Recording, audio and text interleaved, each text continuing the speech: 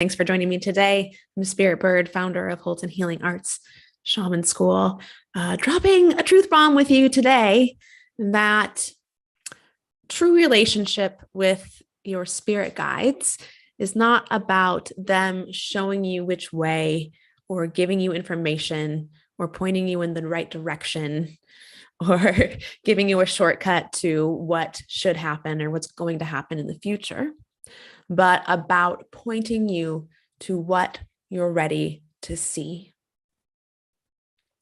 And I want to share with you today a little bit about how that's shown up for me in my life and my relationship with my guides.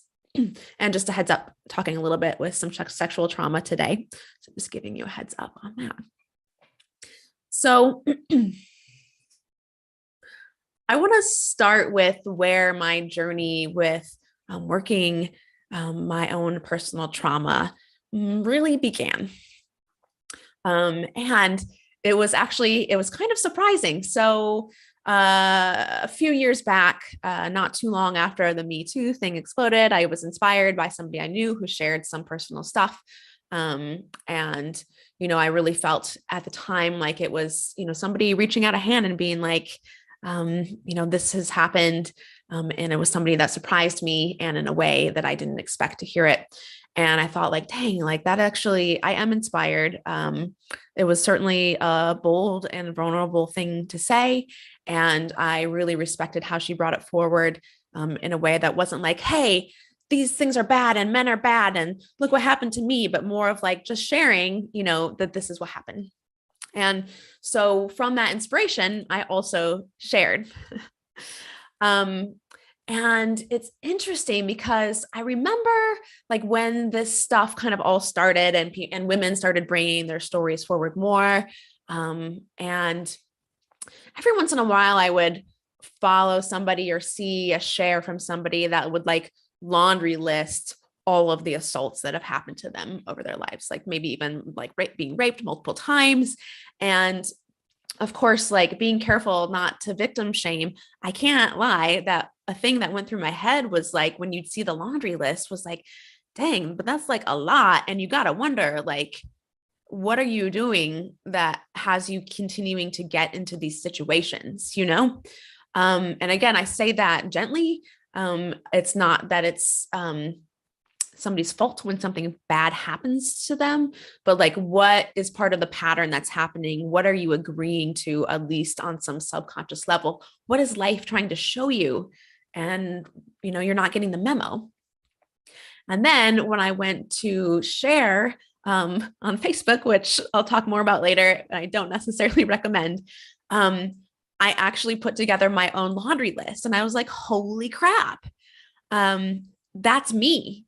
Like, what am I doing that is causing me to be in these situations over and over and over again? And again, it's not just about me, but it's definitely not about me. So this is what my relationship with the spirits, this is where that came in, where through my work and my willingness to look at what's going on in my life, and gently with the grace of spirit by my side, they started to slowly pull back the blinders for me. And again, fortunately, in a gentle way. And part of that is because I was willing to listen. I didn't need a huge sign, or maybe I did. That's why these patterns, these events kept happening to me. And so in that process, one of the first biggest pieces for me was, well, one, beginning to recognize how and when, how often I accommodate others and actually convince myself that I want to accommodate others. A lot of us accommodate others. Some of us accommodate others because we want to be seen as sacrificing ourselves, because that means we've done something great and we get points. And some of us accommodate others and actually lie to ourselves and convince ourselves that we wanted it. So one, I started to see that pattern in myself of just sort of like agreeing for the sake of safety, and began to work that. and began to work practicing saying what I actually want instead of just agreeing. The bigger piece of the pattern for me was so because of being molested as a young person and lots of interactions growing up with, especially with men, being intrusive and ultimately being raped when I was a young woman, I developed definitely a distrust and like a real hatred of that like take mentality. And what I was missing, what life was trying to show me, is that I also take. What I began to realize is wherever you're most triggered is where you're most in denial that you do the thing. And so what I've spent a lot of my life sort of in this like doubty place, in some of the self-doubt or self-judgment or hesitation, because I very much don't want to do something without permission because somebody did that to me, right? And what I learned looking back is actually what life was trying to show me is this is also me.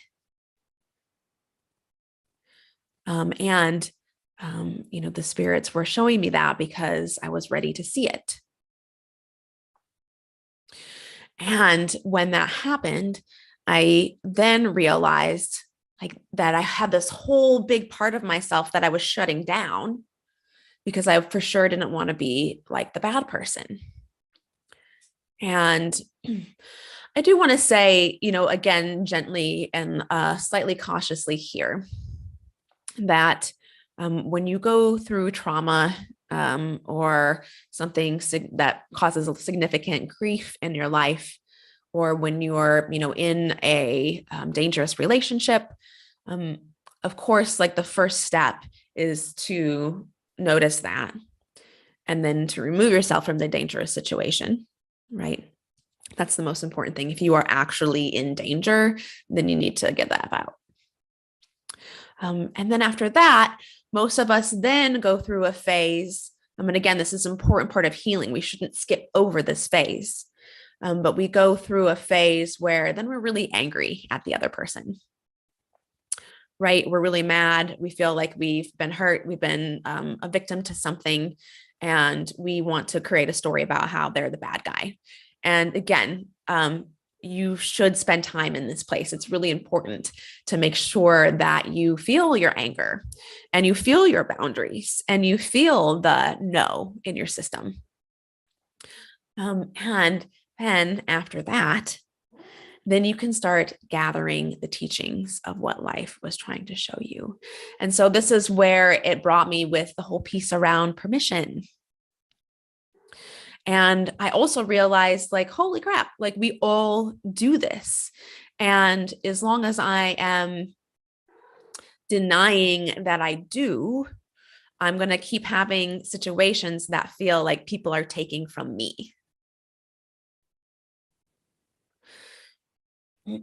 By sort of the end of the journey, I mean, it's never the end, right? I'm still going to continue to learn things about this, but sort of the primary steps of working through the trauma, again, realizing that it is trauma, acknowledging it, then moving through your emotions about it, and then finding the teaching within it. And then, of course, eventually, you'll find your way to forgiveness. Which is also something that we should not be in a rush to do. That just happens naturally. You can't hurry that along. It happens when you're ready for it to happen. And it happens, and spirits will help you with forgiveness when you're ready to see. So, in the end, it was like I was able to look back through that whole journey and say, like, oh, thank you. Thank you for showing me my pattern so I could work through it, so I could stop shutting down half of who I am and a lot of what it means to be human. And again, saying this gently, not saying that it's good when bad things happen, when people are harmed, when innocence is taken, right? And also, there is a teaching there. There is wisdom in that experience. And if we are willing and ask for help from our guides, they will show us what we're ready to see. And I'm still unraveling parts of that, of course. And also, I am moving forward in life with less hesitation. I'm keeping tabs on the taking and track of it, but I am not in denial about it, which helps it not be a shadow for me. Yeah. And just another piece about trauma and working through it. Trauma is something that you definitely should look at some point in your life. And it shouldn't be just private. Like if there's only one person that knows, then you're probably going to have a harder time healing from it. And you'll continue to be triggered by it for a long time and possibly keep staying in those patterns. And also, it's not great to go to the other extreme and jump out and get on a soapbox and scream your trauma to the world. This type of work really needs to be done in intimate settings with people that can hold you through it, and maybe not even your friends or family. At least not initially. Once you work through it in preferably a small group, then you can start moving it outwards from there and sharing the teaching. And, a word of caution here too, because when we learn something new, oftentimes we kind of become fundamentalists about it. Because we're excited about what we've discovered. And so just some pieces here to be, if that's where you are, to be aware, because this is kind of a shadowy place in the healing world and in the talk of being responsible for yourself and sovereignty. It's like, well, you did this to you, right? And so there's actually a middle ground where we can be aware of the process that it takes to work through trauma, and be respectful of where somebody is in their process, and understanding and remembering that we'll continue to go around the circle. So it's not like we go all the way through and then it's healed and we have reached some sort of enlightenment, right? So we continue to bring ourselves down to earth and be humble and meet others where they are.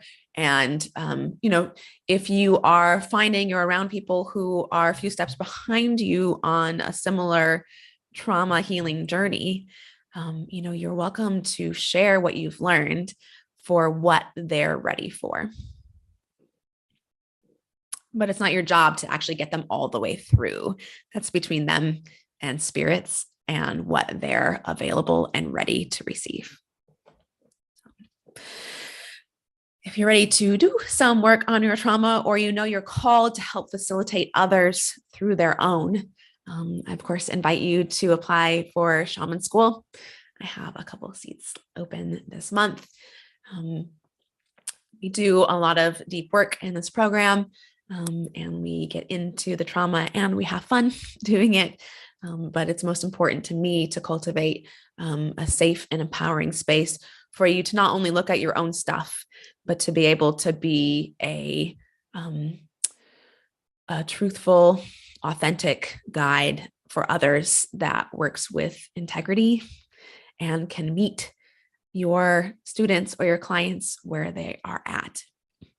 Your job as a facilitator isn't to hold up the bar and make your students jump to it, but to meet them where they are and guide them up to where they can be. If you'd like to learn more, please feel free to send me a DM, or again, you can learn more about the program with the link in my bio. Thank you so much for joining me.